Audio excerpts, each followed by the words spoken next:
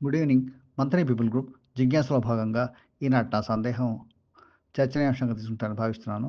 హిందూ వివాహ వ్యవస్థలో వివాహ పొంతన కుదిరిందా లేదా చూస్తుంటారు.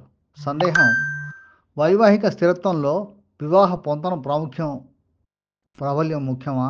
లేక వివాహ సుముహూర్త బలం ప్రాబల్యం ముఖ్యమా? దీని గురించి విజ్ఞులు వివరిస్తారని, అలాగే గౌరవ సభ్యులు తమ అభిప్రాయం తెలియజేస్తారని భావిస్తున్నాను. ధన్యవాదాలు. ఈ అశోక్ గారు వివాహ పొంతన ప్రాముఖ్యత వహిస్తుందా, సుముహూర్తం ప్రాముఖ్యత అని అడిగారు కదా. ముందు వివాహ పొంతన ముఖ్యమండి. అది లేకుండా అసలు సుముహూర్తమే పెట్టరు కదా. సుముహూర్తం పెట్టాలంటే వివాహం పొంతన జరగాలి, ఇద్దరికి కుదరాలి. ఇద్దరికి కుదరాలంటే ముందు గోత్రాలు చూస్తారు. సరే, విగోత్రం అయితే పెళ్ళికి ముందుకు కదులుతారు. తర్వాత ఇక వివాహ పొంతనలో అష్టగ్రహ కూటమి ఉంటుంది. అష్టకూటములు చూస్తారు. అష్టకూటములు అంటే దాంట్లో యోని కూటమి, అలాగే ఆధిపత్య కూటమి, గణకూటమి, నాడీ కూటమి, ఇలాగ అన్నీ చూస్తారు. వాటిల్లో 8 కూటములలో మొదటి కూటమికి 1 పాయింట్, రెండవ కూటమికి 2, మూడవ కూటమికి 3, 4కు 4, 5కు 5, 6కు 6, 7కు 7, 8కి 8. ఈ 1+2+3+4+5+6+7+8 కలిపితే 36 గుణాలు అవుతాయి. ఈ 36 గుణాల్లో పొందన చూసేటప్పుడు వాళ్ళ వర్ణాలను బట్టి కూడా చూస్తారు. అంటే వైశ్యవర్ణం అయితే మేనమావ గోత్రంతో పొంతన చూడడం, అలాగే బ్రాహ్మణేతరులైతే వాళ్ళకి యోని పొంతన చూడడం, విప్రులైతే బ్రాహ్మణులకి ఏకాధిపత్యం చూడడం. ఇలాగా ఏకాధిపత్యం చూసినప్పుడు అధిపతి ఒకడైతే ఏకాధిపత్యం ఉభయో సఖిత్వం పాణిగ్రహే మంగళమాతనోతి అని చెబుతారు కనుక ఏకాధిపత్యం ఉంటే ఇంకా ఏది అవసరం లేదు. ఆ గుణాలు 10 ఉన్నా 5 ఉన్నా చేయొచ్చు అని శాస్త్రం, మన వాళ్ళు చేస్తారు కూడా. ఇక లేకపోతే ఇతరులకి 18 గుణాలు మినిమం వండితే చాలు. 36లో 18 కనుక కలిస్తే సగానికి ఎక్కువగానే ఉన్నట్టు వాళ్ళకి చేయిస్తారు. ఇక యోని పొంతన ఇప్పుడు ఒక్కొక్క నక్షత్రానికి ఒక్కొక్క జంతువును మన వాళ్ళు చెబుతారు. సరీసృపాలు, జంతువులు ఇవన్నీ కూడా. అశ్వినికి అశ్వం, గుర్రము, భరణికి గజం, ఏనుగు, కృత్తికకి మేక, రోహిణికి సర్పం, మృగశిరకి ఆడ సర్పం. ఇలాగా ఒక్కొక్క నక్షత్రానికి ఒక్కొక్క యోని ఉంటుంది. వాటిల్లో సహజ వైరీక్ష గణాలు ఏవైతే ఉంటాయో యోనులు, అంటే ఇప్పుడు పాము ముంగీసం ఉందనుకోండి, వాటికి పడిరాదు. ఏమండి, కుక్క కోతి ఉందనుకోండి, పడిరాదు. ఇలాగా సింహం మేక ఉందనుకోండి, ఆవు ఉందనుకోండి, పడిరాదు. ఇలా పొంతన చూసినప్పుడు వాళ్లకు ఇవి మాత్రమే చూస్తారు. నాడీ దోషం వద్దకు వచ్చే వరకు ప్రథమైక నాడి, మధ్యైక నాడి, అంత్యైక నాడి అని 3 నాడీ దోషాలు ఉంటాయి. వాటిల్లో ఇద్దరిది ఒకే నాడి కనుక అయిందంటే, అంటే ఇద్దరిది ప్రథమైక నాడి అంటే భిన్న నాడి కావాలి అని నాడీలో చూస్తారు. నాడీకి 36లో 7 పాయింట్లు ఉంటాయి. అది చాలా ప్రముఖ పాత్ర కాబట్టి నాడీ దోషం లేకుండా చూసుకుంటారు. నాడీ దోషం ఒకవేళ కలుస్తూ ఉంటే మన వాళ్ళు ఏం చేస్తారంటే ఇతరులకైతే పేరు మార్చి పొంతన చూస్తారు. నాడీ దోషం ఎందుకు చూస్తారంటే ఏకనాడి పతిమహంతి అని ఒక కారిక ఉంది కనుక, ఒకే నాడి అయితే భర్తకి మృత్యుగండం ఉంటుంది. అందుకని నాడీ దోషాన్ని తప్పకుండా చూసి భిన్న నాడి అయితేనే పెళ్లి చేయాలి. అది కావాలంటే ఒకవేళ ఏకనాడి పడిందంటే ఏం చేయాలి అంటే ఆ పిల్లకు పేరు మార్చి భిన్న నాడి వచ్చేటట్టుగా చూసి కుదిరే పేరు పెట్టి ఆ పేరుతోటే లగ్నం చేయించడం అనేటువంటిది ఒక సంప్రదాయంగా ఉన్నది. ఈ విధంగా పొంతన చూస్తారు. 8 కూటాలలో పొంతన చూసిన తర్వాత ఇప్పుడు నేను చెప్పినట్టుగా వివిధ వర్ణాలకు వాళ్ళ యోగ్యతను అనుసరించి వాళ్ళకి నిర్దేశించినటువంటి ఆ గుణాలు ఎన్ని వచ్చినాయన్నది చూచి పెళ్ళికి చేస్తారు. ఆ తర్వాత సుముహూర్తం. సుముహూర్తం మన వాళ్ళు జీలకర్ర బెల్లాన్ని సుముహూర్తం అంటారు. ఇవన్నీ పొంతన వంటిన వాళ్ళకి సుముహూర్తం ఖచ్చితంగా ఉంటుంది, ఏదో ఒక మంచి ముహూర్తమే. ఆ మంచి ముహూర్తంలో కనుక పెళ్లి చేస్తే తప్పనిసరిగా వాళ్ళ యొక్క దాంపత్య జీవితం సుఖమయంగా ఉంటుంది. కనుక ముందు పొంతన చూసి తర్వాత వివాహ సుముహూర్తం. ఆ సుముహూర్తానికి జీలకర్ర బెల్లం పెట్టించడం, ఆ జీలకర్ర బెల్లం గుడజీరకం అంటారు, అది పెట్టించినప్పుడు తప్పనిసరిగా వాళ్ళ దాంపత్య జీవితం సుఖమయంగా అన్యోన్య దాంపత్యం ఉంటుంది, పార్వతీ పరమేశ్వర్లాగా అని చెప్పి మన వాళ్ళు ఈ ఆర్ష వివాహంలో చెబుతూ ఉంటారు. ఋషి వివాహంలో, ఋషి ప్రోక్తమైన 8 రకాల వివాహాల్లో మన యొక్క వివాహం చాలా వైదిక వివాహం శ్రేష్టమైనటువంటిది. దాంట్లో ఉన్న మంత్రాలు కూడా అలాగే ఉంటాయి. అద్భుతంగా ఇద్దరిని దీవిస్తూ 33 కోట్ల మంది దేవతలను వేదికపైకి ఆహ్వానిస్తూ పంచభూతాల సాక్షిగా తాళి కట్టించడం జరుగుతుంది. కనుక జయాది హోమాలు ఉంటాయి. ఇవన్నీ చేయిస్తారు కాబట్టి తప్పనిసరిగా వాళ్ళకి మంచి జరుగుతుంది అని చెప్పి మన వాళ్ళు ఈ వివాహ సుముహూర్తాన్ని కూడా చూడడం చేస్తారు. అయితే ఎంత చక్కగా వంటినా సరే ముహూర్త బలం కనుక లేకపోతే అది కష్టమే.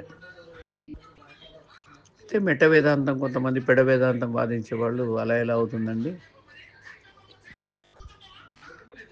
ఇప్పుడు వేరే దేశాల్లో ఇవన్నీ ఎవరు చూస్తారు, ఏదో టైంలో పెళ్లి చేసుకుంటారు. అంటే దేనికైనా ఒక సుముహూర్తం ఉంటుందండి. మంచి సమయాన్ని చూసి చేస్తారు వాళ్ళు కూడా. మంచి సమయాన్ని చూసి అంటే మీరు చూడండి, మనం చిన్న పిల్లల్లో కూడా దీన్ని గమనించవచ్చు. ఒక పాపకి ప్రోగ్రెస్ రిపోర్ట్ ఇచ్చారు, ఇంటికి తీసుకొచ్చింది. మ్యాథ్స్లో 15 మార్కులు వచ్చాయి, సంస్కృతంలో 96 వచ్చాయి. వచ్చి చూపించినప్పుడు ఆ పాప మొదటికి రాగానే నాకు మ్యాథ్స్లో 15 వచ్చినాయని చెప్పి చూపించకుండా తండ్రి ఇంటికి చాలా అలసిపోయి ఆఫీస్ నుంచి విసుగెత్తి వస్తాడు. ఆ వచ్చిన సమయంలో ముందు ప్రోగ్రెస్ రిపోర్ట్ ముందర పెట్టకుండా పిల్లల్లో ఉండే విజ్ఞానాన్ని చెప్తున్నాను నేను, మనోవిజ్ఞానం. నాన్నగారు రాగానే కూర్చోబెట్టి ఆయన కూర్చున్న తర్వాత కాస్త చల్లటి మంచినీళ్ళు తెచ్చిచ్చి ఆయన మీద ఉన్న శాలువాను అదే ఉంటే ఆ చొక్కాను దూరంగా తగిలించి కుంటికి తగిలించి వచ్చి నాన్నగారు కాస్త సేద తినిన తర్వాత అమ్మను పురమాయించి అమ్మ ఛాయ్ తీసుకురా నాన్న వచ్చాడు అని చెప్పి ఛాయో కాఫీ తెచ్చి నాన్నకిచ్చి ఇవన్నీ చేయడం ఎందుకంటే మంచి సమయాన్ని కోసం ఎదురు చూడడం, అతని యొక్క మూడ్ను సరిగ్గా తీసుకురావడం. మంచి మూడ్లోకి వచ్చినప్పుడు ఆ సమయంలో నాన్నగారి ముందర ప్రోగ్రెస్ రిపోర్ట్ పెట్టేసి నాన్న నీకు తెలుసు కదా మ్యాథ్స్ సరికి నేనంటే కోపం, అందుకని నాకు తక్కువ వేశాడు అని చెప్పేసి సుబద్ధాలు చెప్పావు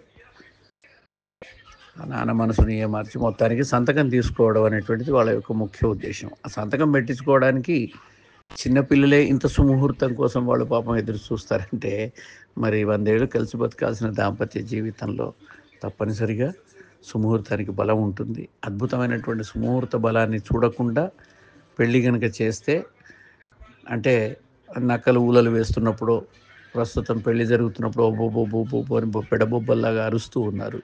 ఇలాంటి దీన్ని కౌరవం అంటారు, కుత్సిత రవం, చెడ్డ అరుపులు ఇవి వినిపించక ముందు పెళ్లి చేయాలి. అందుకే మన వాళ్ళు మంగళవాయిద్యం అని పెడతారు. మంగళధ్వనిలో ఎవరైనా తుమ్మినా దగ్గినా ఇంకేదైనా జరిగినా అపశకునాలు జరగకుండా, అవి జరిగినా సరే వినరాకుండా మంగళ వాయిద్యాన్ని గట్టి మేళం వాయిస్తారు ఆ సమయంలో.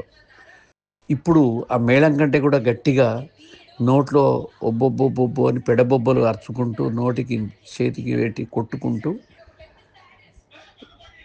ఎక్కడ ఏ అరుపులైతే వినకూడదో అలాంటి దరిద్రమైన అరుపులని కూడా పెళ్లి సమయంలో వినిపించుకుంటూ తాళి కట్టే సమయంలో కానీ జీలకర్ర బెల్లం సమయంలో కానీ అరుపులు వాళ్ళ మిత్రులంతా వచ్చి అరుస్తూ ఉన్నారు. వాళ్ళ ఉద్దేశం ఏందో మనసులో ఏముంటుందో అర్థం కాదు, కానీ అవి అరుపులు అనేటువంటివి మంచిది కాదు. ఆ నక్క ఊలలు, కుక్క అరుపులు అవి వినిపించకుండా, గాడిద ఓండ్రలు వినిపించకుండా ఉండడం కోసమే మంగళధ్వని ఉంటుంది. వీళ్ళు ఆ మంగళధ్వనిని కూడా డామినేట్ చేసేంత గట్టిగా అరుస్తూ పెడబొబ్బలు పెడుతూ ఉంటారు పెళ్లి మందిరంలో. అది చాలా చెడు చేస్తుంది. కాబట్టి ఏది చేసినా అది పొంతన చూసి, మంచి సంబంధాన్ని పొంతన చూసి, విగోత్రమైనటువంటి వాళ్ళకి సరియైన సుముహూర్తంలో పెళ్లి చేసినప్పుడు మంగళ వాయిద్యాల మధ్యలో పంచభూతాల సాక్షిగా జరిగేటువంటి వివాహంలో తప్పకుండా వాళ్ళ యొక్క వివాహం సక్సెస్ అవుతుంది. మరి ఇప్పుడు ఫెయిల్ అవ్వడానికి కారణం ఏంటంటే ఇవన్నీ కూడా కారణాలే. ఏది సరిగ్గా చేయాల్సిన సమయంలో అది చేయకపోవడం, కెమెరాకి ఇచ్చిన ప్రాధాన్యత మంత్రాలకు ఇవ్వకపోవడం, ఇవన్నీ కూడా అందులో వైటల్ రోల్ ప్లే చేస్తాయి. కాబట్టి ఇవన్నిటిని ఆలోచిస్తే కనుక తప్పనిసరిగా వివాహంలో మంత్రోచ్చారణలకి, అక్కడ చదివేటువంటి అది స్నానే వివాహేచ మహాసంకల్పమాచరేతని, మహాసంకల్ప పఠనం, చూర్ణికా పఠనం, లగ్నాష్టకాలు, మంగళాష్టకాలు, వివాహ మంగళాష్టకాలతోటి గౌరీ పూజ చేసిన అమ్మాయికి ఎవరైతే తాళి కడతారో వేదోక్తంగా వాళ్ళ యొక్క వివాహాలు తప్పనిసరిగా బాగానే ఉన్నాయి. వెనక నుంచి మనం చూస్తూ ఉన్నాం. వాటిల్లో ఏదైనా చెడు జరిగింది అంటే అక్కడ ఎక్కడనో లోపం జరిగిందన్నమాట. అవైదికంగా పెళ్లి చేయడము, లేకపోతే సుముహూర్తం దాటిన తర్వాత చేయడము, లేదంటే పొంతన కుదరకుండా బలవంతంగా కుదిరించి చేయడము, లేదా పెళ్లి సందర్భంలో వేదమంత్రాలు మంగళధ్వనులు వినిపించకుండా పెడబొబ్బలు పెడుతూ పెళ్ళిళ్ళు జరగడము, పెళ్ళైనప్పుడు అఘోర చక్షు అనే మంత్రం చదివినప్పుడు సరిగ్గా ఆ అమ్మాయి కళ్ళు తెరిచి తన భర్త కళ్ళల్లో కళ్ళు పెట్టి చూడాలి, భార్య కళ్ళను చూడాలి. అది చూడకుండా ఆ సమయంలో కెమెరా వాళ్ళు పిలుస్తూ ఉంటారు, ఆ కెమెరాలను చూసుకుంటూ ఇవన్నీ కూడా చేయడం, ఇవన్నీ కూడా వివాహ విచ్ఛిత్తి కారణాలు అని చెప్పి మన వాళ్ళు పెద్దలు చెప్తూ ఉంటారు. కాబట్టి వివాహానికి ఇవ్వాల్సిన తగు గౌరవాన్ని కనుక ఇచ్చి వివాహం కనుక జరిపిస్తే ఆర్ష వివాహంలో మంచి పట్టు ఉంటుంది. కాబట్టి సుముహూర్తం గొప్పదే, మంత్ర ఉచ్చారణ అలాగే పొంతన అనేటువంటిది కూడా గొప్పదే. ఇవన్నీ కూడా అందులో ప్రాముఖ్యత వహిస్తాయి. కాబట్టి ఏది లోపించినా ఆ పిల్లలకి మంచి జరగకపోవచ్చు. అందుకని ఇవన్నీ కూడా సరిగ్గా జరిగేట్టుగా చూసుకోవడం అక్కడ ఉన్నటువంటి నిర్వాహకుల యొక్క బాధ్యత అని చెప్పి చెప్తూ ఈ 4 విషయాలు చెప్పడానికి అవకాశం ఇచ్చిన మీకు ధన్యవాదాలు సమర్పిస్తూ విరమిస్తున్నాను. మీరంగి సత్యనారాయణ, మంథని. అశోక్ కోసం ప్రశ్న చాలా బాగుంది. ఇది ఈ రోజుల్లో అవసరం కూడా, సరిగ్గా ఈ కాలానికి అవసరమైన ప్రశ్న అడిగారు. నిజంగా వివాహము అనేది మా చిన్నప్పుడు చూసినట్లయితే ఫస్ట్ వరువు తరఫు వాళ్ళు వెళ్ళి చూసుకోవడం, జాతకాలు తేవడం, జాతకాలు చూసుకోవడం, జాతకాలు కలవడం, ఒకళ్ళ దగ్గర కాకుంటే మళ్ళీ నమ్మకం లేకుంటే ఇద్దరి దగ్గర చూపించడం, మళ్ళీ కుదిరిన తర్వాతనే గణాలు అవన్నీ గృహమైత్రి ఇవన్నీ కుదిరిన తర్వాతనే అప్పుడు పెళ్లి చూపులు ఇలా జరగడం జరిగింది. ఇదంతా అయినాక ఇదొక తంతు. నన్ను అడిగితే ఇక పెళ్లి చూపులు జాతకాలు చూపించుకోవడం దగ్గర నుంచి మొదలు పెడితే పెళ్లి వరకు అప్పుడు సుముహూర్తానికి చాలా ప్రాముఖ్యం ఉండేది. కనుక అప్పుడు సంసారాలు కూడా 50 ఏళ్ళు 70 ఏళ్ళు సంసారాలు చేసినటువంటి వ్యక్తులు, గొప్ప గొప్ప వ్యక్తులు ఉన్నారు. ఈ రోజు వరకు స్థిరంగా వాళ్ళ యొక్క వివాహ వ్యవస్థ నిలిచింది అంటే నా ఉద్దేశంలో అయితే ముహూర్త బలమే అని అనుకుంటున్నాను. ముహూర్త బలము ఇంకొకటి ఆశీర్వాదం. పెళ్ళికి వచ్చిన వాళ్ళందరూ తప్పనిసరిగా వధూవరుల మీద అక్షతలు వేసేవాళ్ళు. ఇవాళ రేపట్లాగా చెప్పులతోటి వచ్చే అక్షతలు కాదు, సుముహూర్తానికి అక్షతలు వేసేవాళ్ళు. అంటే నేను అనుకుంటా ఆశీర్వాదం, పెద్దల యొక్క ఆశీర్వాదం, ముహూర్త బలము అప్పుడు చాలా గట్టిగా ఉండేది. కాబట్టి ఇది చక్కగా నడిచిందేమో వివాహ వ్యవస్థ అనిపిస్తున్నది. ఇక రాని రోజుల్లో ఏమిందంటే పెట్టుడు ముహూర్తాలు, దానికి ఒక ఆదివారమే కుదరాలి, అందరు రావాలి, మా వాళ్ళు అమెరికా నుంచి వచ్చారు వెళ్ళిపోతారు, 10 రోజుల్లో ముహూర్తం దొరకాలి. ఇక మనకు తెలిసిందే లవ్ మ్యారేజ్లు ఇవన్నిట్లలో జాతకాలు చూసేది ఏమీ లేదు. కానీ అవసరమే. ఈరోజు మనం చూస్తున్నాం చాలా వివాహ వ్యవస్థ, కుటుంబ వ్యవస్థ కూలిపోతున్నది. అంటే చాలా కారణాలని దాంట్లో నేనైతే గట్టిగా నమ్ముతున్నాను. జాతకాలు ఉంటాయి, కొంతవరకు ముహూర్త బలం ఉంటుంది, కొంతవరకు పెద్దల ఆశీర్వాదం కూడా ఉంటుంది. ఇక ఉన్నాయి అట్లా లేకుండా అని మొండి వాదన వాదిస్తే నాస్తికులు ఇవన్నీ చూడాలా, ఇవన్నీ చేయాలా, ఇట్లా లేని వాళ్ళు తాళి కట్టకుండా కూడా మేము మంచిగా లేమా, మేమందరం కలిసిమెలిసి లేమా, రాను రాను ఎట్లా వచ్చిందంటే సహజీవనం వరకు వచ్చింది. కానీ మనం నిలుపుకోవాలి మన వివాహ వ్యవస్థను, కుటుంబ వ్యవస్థను. ఇది నాకు అభిప్రాయమే చెప్పాను, కాదు కానీ అనుకుంటా ఇంతకన్నా డెప్త్ నాకు తెలియదు. అశోక్. ఎందుకంటే పులివర్గు మేకవర్గు అయితే కొట్టుకొని వస్తారు, గొడవలు పొట్లాటలు అవుతాయని పొంతనే ముఖ్యం అంటారు మన ఇళ్లలో. ధర్మసింధు కూడా అదే చెప్తుందట. ఆ, విరుద్ధ భావాలు ఉన్న వాళ్ళని ఒక్కచోట చేస్తే పోట్లాడుకొని వస్తారు కాబట్టి ఒకే అది ఉన్న వాళ్ళను పొంతన చేయాలి అంటారు. ముహూర్తం పొంతన ఉన్నా లేకున్నా ముహూర్తం మంచి ముహూర్తమే పెట్టుకుంటాం, కానీ ముహూర్తం అంత ప్రాబల్యం ఉండదు. ఎందుకంటే ఎలాగా ముహూర్తం లేని పెళ్ళంటూ ఉండదు. కరెక్ట్గానే పెట్టుకుంటాం మనం ముహూర్తం, కానీ పొంతననే చాలా కరెక్ట్గా చాలా ఉండాలని మంచి చూస్తారు. ప్రశ్న వేసావు తమ్మి. అయితే ఈ పొంతన అనేది మన ఒంటుడు అంటాం. నక్షత్రాలు వంటాలి అని అంటారు. అట్లా మనకు చూస్తారు, తప్పకుండా చూస్తారు. ఎందుకంటే మనకు పూర్వం నుంచి వస్తున్నది. వంటితేనే పిల్లాడిని అడగడానికి పోయేది. మొదటికి నక్షత్రం తెచ్చుకునేది. నక్షత్రం వంటిందంటేనే పోయేది, లేకుంటే పోకపోదురు. అట్లా అందుకని అది ముఖ్యమే, ఆ ముహూర్తం కూడా ముఖ్యమే. రెండు ముఖ్యమే అని నాకు అనిపిస్తున్నది. ఇంకా పెద్దలందరూ ఏం చెప్తారో విద్దాం. కానీ చాలా ఉపయోగమైన ప్రశ్న వేశావు దాన్ని. అద్భుతం. అదే ఇప్పుడు గుణాలు తమ్ముడు చెప్తున్నాడు చూడు, ఇన్ని గుణాలు ఉంటేనే కలిస్తే మంచిది అని చెప్పి అట్లా చూసుకునేది. 32 గుణాలు ఉంటున్నాయి కలిసినాయి అని అన్న వాళ్ళకు మంచి, అంటే వాళ్ళ జీవితాలకు ఎలాంటి ఆటంకాలు లేకుండా మంచి జరుగుతాయి అన్నట్టు.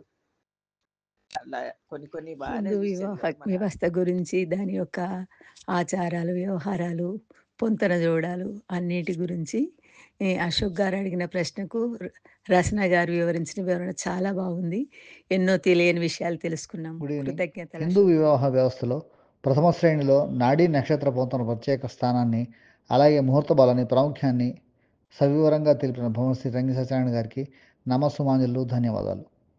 వివాహ పొంతన సుముహూర్త బలాన్ని గురించి వివరించిన శ్రీమతి విజయలక్ష్మి గారికి, శ్రీమతి రత్నమాల గారికి, శ్రీమతి శశికళ గారికి, శ్రీమతి సులోచన గారికి హృదయపూర్వక ధన్యవాదాలు. అలాగే ప్రోత్సాహకర స్పందన తెలిపిన శ్రీ వేణు గారికి, శ్రీమతి శోభా జోషి గారికి ప్రత్యేక ధన్యవాదాలు. సభ్యులందరికీ ధన్యవాదాలు.